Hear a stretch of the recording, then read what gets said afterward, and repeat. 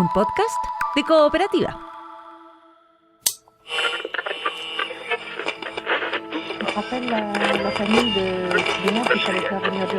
Apenas había el rubicundo Apolo tendido por la faz de la espaciosa tierra.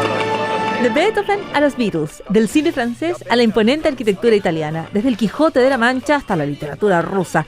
En este podcast hablamos de la cultura que llega desde Europa, de cómo ha contribuido al desarrollo de un arte en Latinoamérica y también de Chile. Un arte que se desarrolla con identidad propia, pero que recibe influencias desde distintos lugares y también desde el otro lado del Atlántico.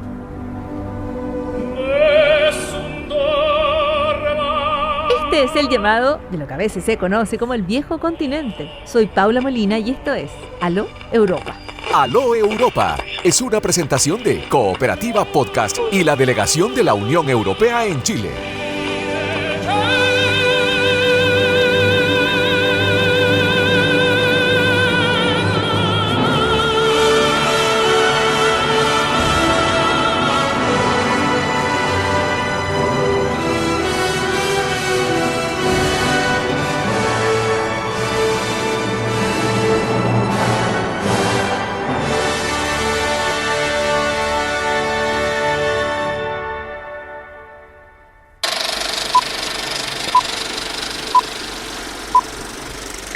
Fue un 28 de diciembre, sí, pero del año 1895, cuando en un lugar llamado el Gran Café de París, en Francia, dos hermanos, que podríamos llamar Augusto y Louis Lumière, mostraron por primera vez sus películas en una exhibición pública.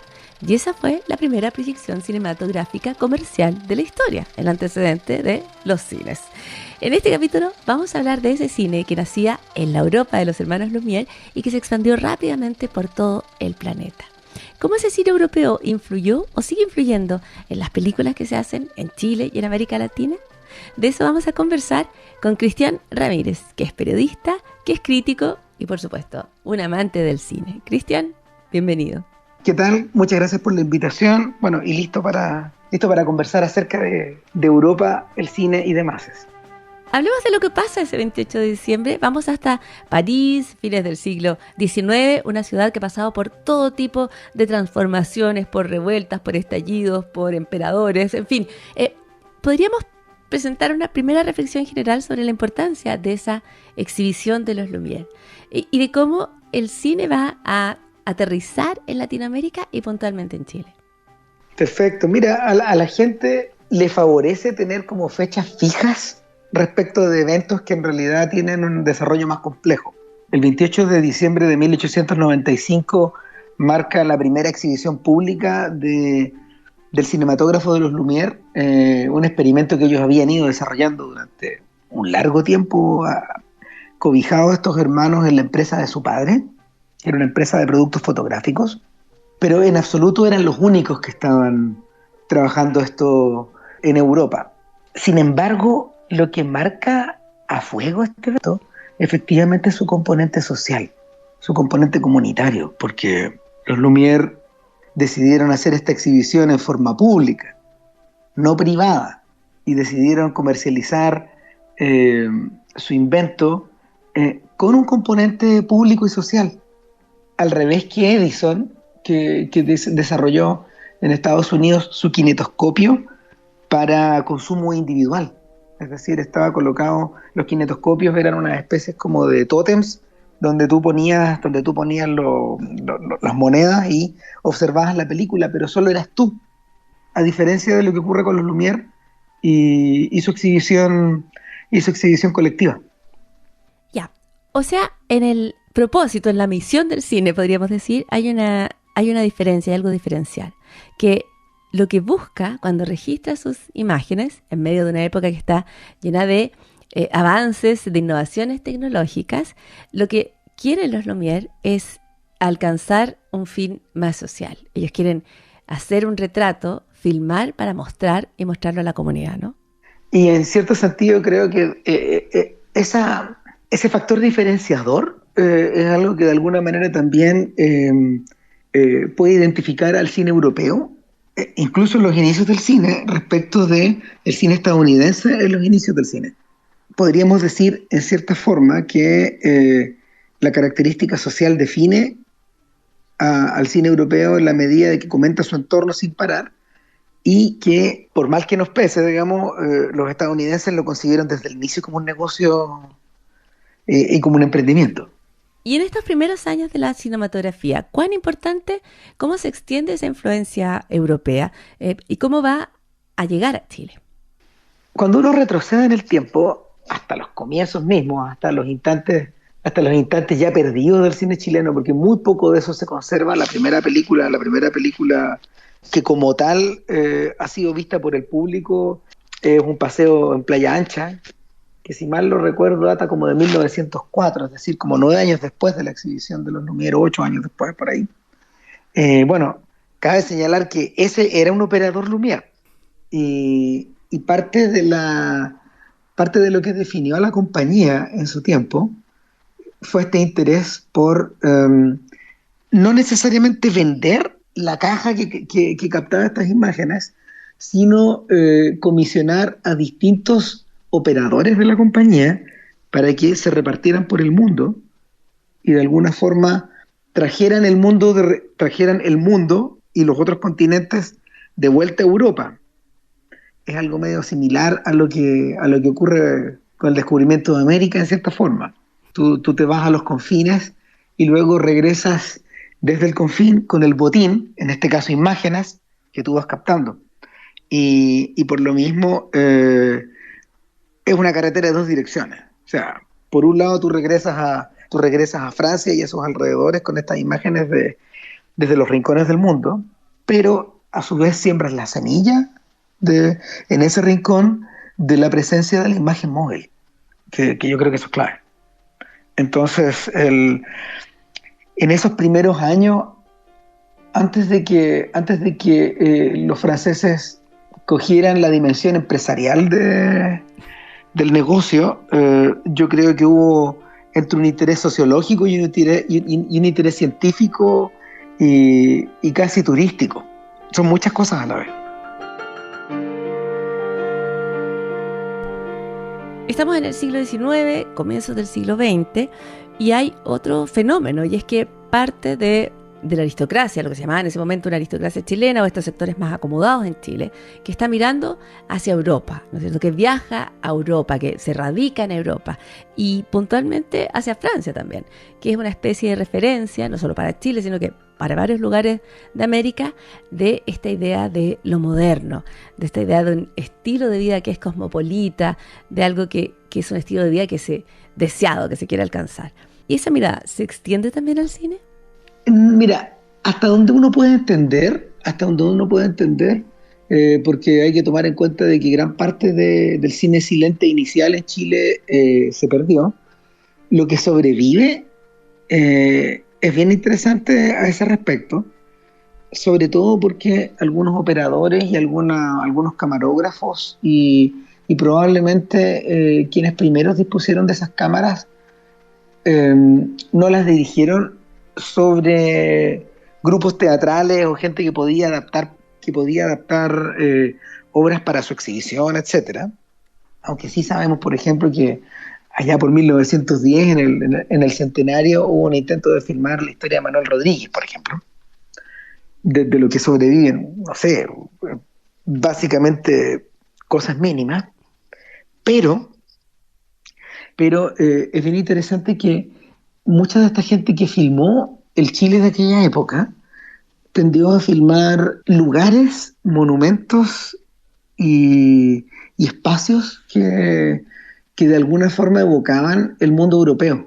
Me refiero al centro cívico o algunos edificios importantes como el Museo de Bellas Artes, por ejemplo, la propia Alameda, el Cerro Santa Lucía, decorado al estilo Belle Époque, esa clase de cosas, de manera que te daba una sensación bien curiosa, porque varios de esos registros en el fondo buscan ser o parecer europeos, en circunstancias que bien sabemos que el Santiago de la época también era bastante más parroquial. Entonces yo creo que había un impulso también como de mostrar estos edificios como señal del progreso y como señal también de parentesco, de cierto parentesco o de búsqueda de parecer. Y eso resulta patente en algunos de estos registros iniciales. También resulta medio enternecedor, o sea, uno también lo puede identificar desde ese punto de vista, digamos. ¿Y cómo sigue la relación hacia adelante? Porque van a pasar varias cosas importantes la historia del cine. Va a comenzar un cine sonoro, vamos a tener un cine a colores. ¿Existe todavía en ese momento una influencia palpable del cine europeo en Chile? Ahí entramos en una discusión que todavía está medio inconclusa. Yo diría que una de las cosas que hay que tomar en cuenta es que en los años 20 se produjo muchísimo cine en Chile, pero del que se sabe muy poco y del cual organismos como la Cineteca han hecho labores heroicas a la hora de tratar de ir recuperando. Filmes seminales como El Húsar de la Muerte, no siento que le deban mucho al cine europeo, pero tampoco al cine estadounidense. En cierta forma, Pedro Sienna era un genio bastante original y eso alcanza a captarse en esas imágenes. Sin embargo, la influencia se vuelve mucho más importante, la influencia del exterior se vuelve mucho más importante cuando ya tenemos otros marcos de referencia que incluyen como el sonido, en el fondo. Y el cine sonoro sí fue directamente influenciado por tecnologías o por ejemplos que venían desde fuera. Me estoy refiriendo, por ejemplo, no sé, al cine estadounidense o también al cine europeo, pero de verdad la discusión se vuelve mucho más espesa cuando nos adentramos en el medio siglo, sobre todo porque ya existen más marcos de referencia y gente que ha sido capaz de tener un feedback o de movimientos o de directores o de impulsos que plenamente ya están como asimilados a cierta europeización.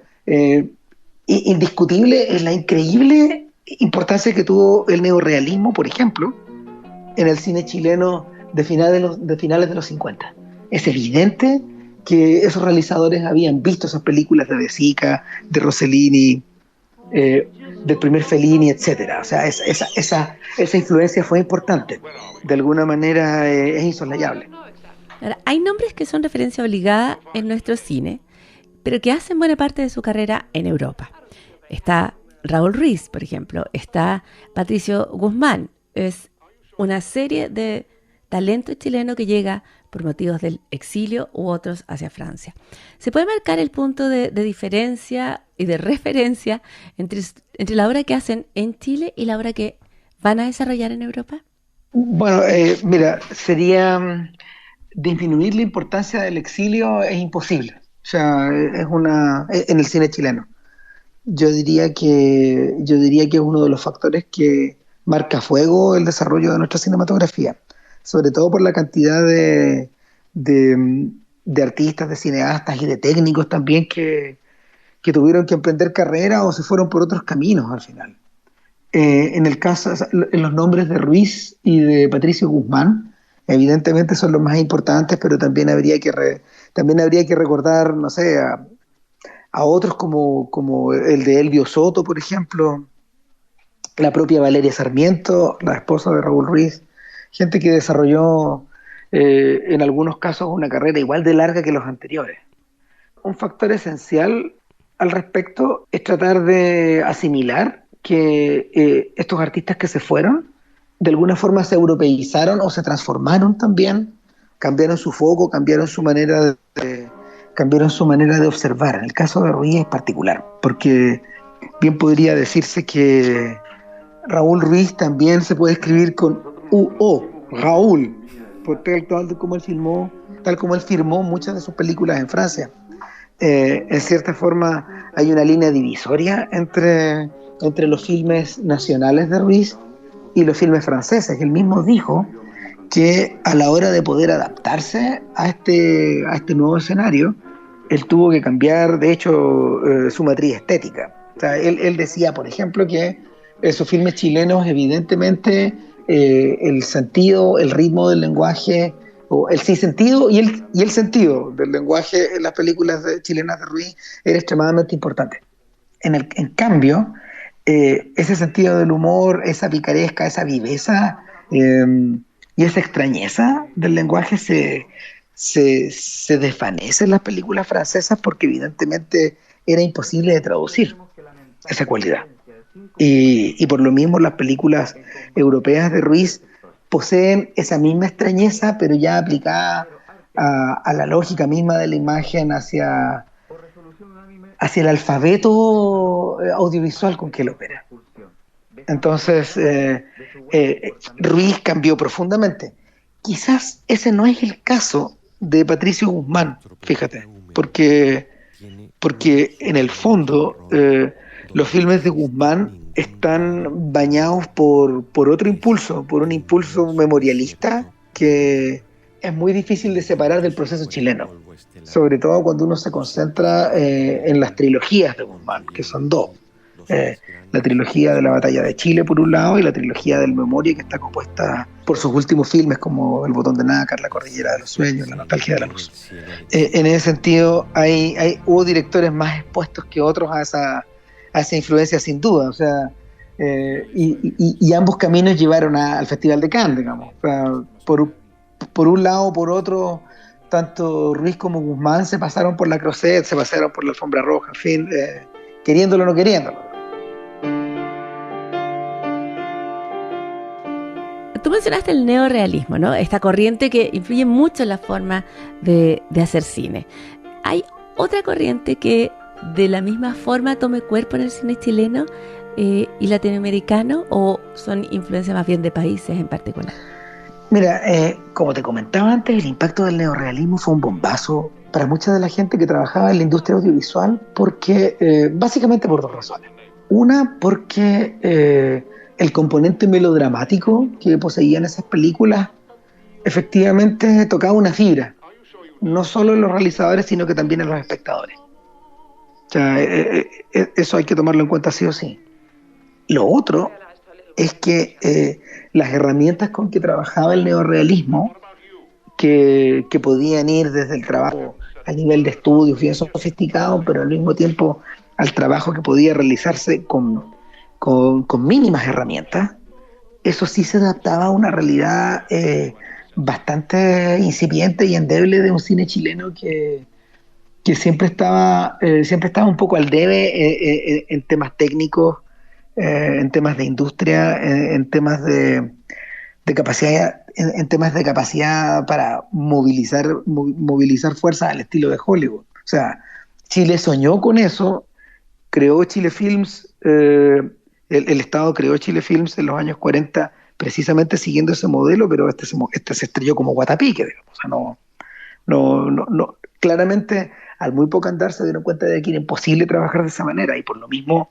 gente como Nahum Kramarenko a finales de los años 50, casi en los 60, utilizó las herramientas neorrealistas como un tremendo punto de apoyo para poder hablar desde el cine chileno, o para poder hablar como cineasta con una libertad que el soñado trabajo de estudios nunca le iba a dar.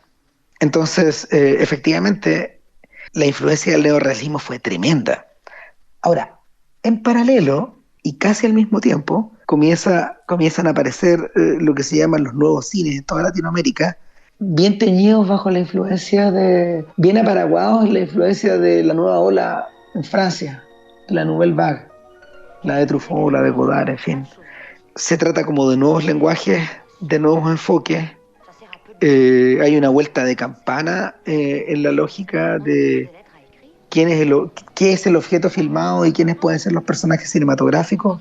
Y en ese sentido, el origen del nuevo cine chileno hay que rastrearlo ahí, como contemporáneo del nuevo cine argentino, del nuevo cine cubano, del cinema nuevo brasileiro, en fin. El continente entero, de alguna forma, cayó bajo el influjo de este nuevo impulso, que era liderado por realizadores jóvenes, pero sobre todo por una alteración radical de las temáticas y de las técnicas utilizadas. Para la conversación sobre Europa, el cine, la producción de artistas de Chile, hay que hablar también de los festivales, porque los festivales, los certámenes, las premiaciones se convierten en parte de este circuito donde el cine chileno, en su cortometraje, en su largometraje, en sus documentales sobre todo, va a empezar a circular con mucha fuerza y va allí a ser distinguido y premiado. O sea, de alguna manera volvemos hacia Europa, el lugar desde donde quizás llegan las primeras tecnologías para hacer cine, y se lleva aquellas películas que se han desarrollado acá con esa tecnología y por supuesto los desarrollos que vienen luego, ¿no? Yo creo que sería ideal aspirar a una suerte de sinergia. O sea, y en cierta manera, tal como tú lo mencionabas, sí, ese círculo que se abre con los operadores de Lumière que viajan a América Latina, puede igualarse a este interés de los realizadores latinoamericanos de ir a mostrar su producto o hacer negocios con los europeos que a estas alturas tienen una red hiper compleja de coproducciones que permite invertir en estos filmes realizados en español para exhibirlos en territorios ya sea de lengua francesa, italiana, alemana, en fin.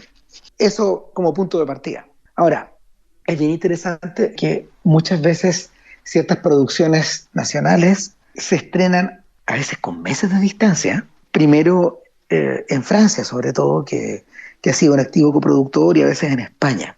Es el caso particularmente de Los Colonos, por ejemplo. La película que fue nominada por la Academia Chilena para optar a un espacio en la lista corta de los nominados al Oscar. Los Colonos fue estrenada hace mucho tiempo en Francia y fue exhibida en el Festival de Cannes en mayo de este año. El estreno chileno está programado recién para las primeras semanas de enero. Entonces ahí tienes más o menos esta especie como de gran paréntesis donde uno se pregunta cómo es Los Colonos sin haberla visto todavía y cuando ya es candidata, digamos. O sea, evidentemente los críticos la vimos en el momento en que la nominó nuestra academia, pero el gran público todavía está con la idea de cómo es la película, de qué se trata, en fin. Yo creo que un peligro latente o una debilidad latente de nuestros cines precisamente son estos espacios de paréntesis que hacen que películas filmadas en Chile no sean vistas en el país con la debida intensidad o con la debida publicidad versus otras exhibiciones que, motivadas más bien por el interés de los coproductores, hacen que ese título esté más presente allá que acá. Entonces, también está presente esta idea de que, bueno, es un plus tenerlos fuera, pero es una debilidad no poder verlos acá adentro. La coproducción es un tema bien debatido, bien comentado en Chile, ¿no es cierto? Siempre se debate de qué manera afecta el casting, ¿no es cierto? La elección, por ejemplo, de los personajes, de los actores o las actrices que los interpretan, incluso de las locaciones, de alguna manera incluso desde las historias, ¿no? Tú tienes una coproducción y naturalmente vas a querer incorporar a parte de esos países con los cuales estás relacionando en tu relato. ¿Cómo se da esa relación? ¿Cómo se cuida el punto de vista de la coproducción? ¿Cómo se hace de eso una relación virtuosa? Yo creo que sobre todo ese apoyo es clave y se ha vuelto parte de la ecuación en la medida de que, primero que nada, los fondos de fomento nacionales no alcanzan, los que se entregan no alcanzan para poder financiar una película desde 0 a 100. Desde el principio hasta el final. Y por lo mismo, no es que haya que hacerse la idea de tener que recurrir a esos productores, sino que hay que partir desde esa realidad.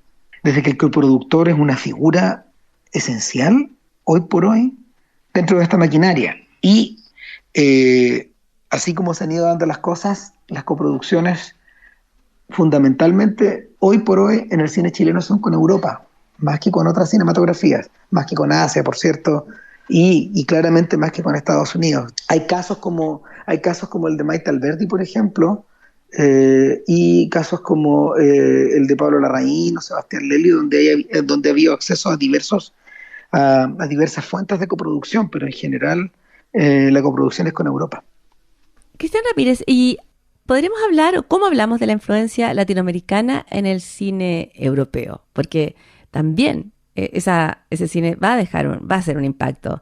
¿Hay algunos casos, algunos ejemplos que podemos compartir aquí? Habría que irse para atrás como para tratar de recordar la influencia que los nuevos cines latinos tuvieron en algún momento sobre sus contrapartes europeas. A ese respecto, Brasil y Cuba fueron muy importantes en su momento. Pero yo te diría que hoy por hoy, en realidad, el último de los grandes, entre comillas, descubrimientos desde Europa respecto del cine latinoamericano fue el nuevo cine argentino, el de comienzos de los 2000. Ese cine sí tuvo presencia en festivales, sí generó una suerte de interés específico por parte, por ejemplo, de la crítica y también de cierta producción, de cierta coproducción europea. El mejor ejemplo al respecto es Lucrecia Martel y la relación artística que he tenido con los hermanos Almodóvar ya casi por 20 años. O sea, ellos de alguna forma se han transformado en sus grandes promotores y sus socios cinematográficos. En ese sentido, sí cabe hablar de esa influencia. Por otro lado, la manera en que el propio Patricio Guzmán ha relevado los intereses del memorialismo y de su propio cine en volver a mirar las crisis que Chile ha tenido en el pasado. Eso sí ha encontrado un público también, un público europeo que ha consumido este material y que de alguna forma ha ido desarrollando una relación a través del tiempo con él. Yo no sé, mira, al respecto cuesta hacer futurología, pero no descarto que más adelante eso también vuelva a producirse. Pero probablemente más allá del interés que gatillaron los argentinos, en cierto modo los mexicanos, y en mucho menor medida nosotros, digamos, evidentemente va a volver a producirse algo similar, pero por ahora estamos en una etapa más bien larval de nuevo. Por último, y sé que es muy difícil, pero si pudiéramos resumir un poco este camino de este cine europeo, de su importancia en el contexto internacional y la importancia que tuvo para el desarrollo, por ejemplo, del cine en Chile, ¿qué dirías? Mira, indiscutiblemente la historia del cine, como tal, a nivel general, es imposible de explicar sin Europa. Fue Europa la que le dio su dimensión comunitaria, su dimensión social y en cierta forma también su dimensión empresarial o la dimensión colaborativa que tiene hoy día. Y por lo mismo, la influencia de esa manera de mirar resultó incalculable para nuestros artistas, nuestros cineastas acá en el continente. En particular, en el caso chileno, sobre todo lo referido, como ya te comenté, al neorrealismo o la importancia de la nueva ola, en fin. Nuestro cine es inexplicable a la larga sin esa presencia. Para todos los efectos no fue una sombra que se echó encima, sino que por el contrario es algo que abrió perspectivas y abrió en la mirada de nuestros cineastas un abanico de posibilidades, algo que todavía está ahí, al frente. Cristian Ramírez, periodista crítico de cine, conversando para este episodio de Aló Europa. Muchas gracias, Cristian. Gracias a ti, bueno, siempre un placer hablar con ustedes. Aló Europa es una presentación de Cooperativa Podcast y la delegación de la Unión Europea en Chile. Encuentra esta y otras historias en cooperativapodcast.cl. Puedes suscribirte en Spotify, Apple Podcast o en tu plataforma de audio favorita.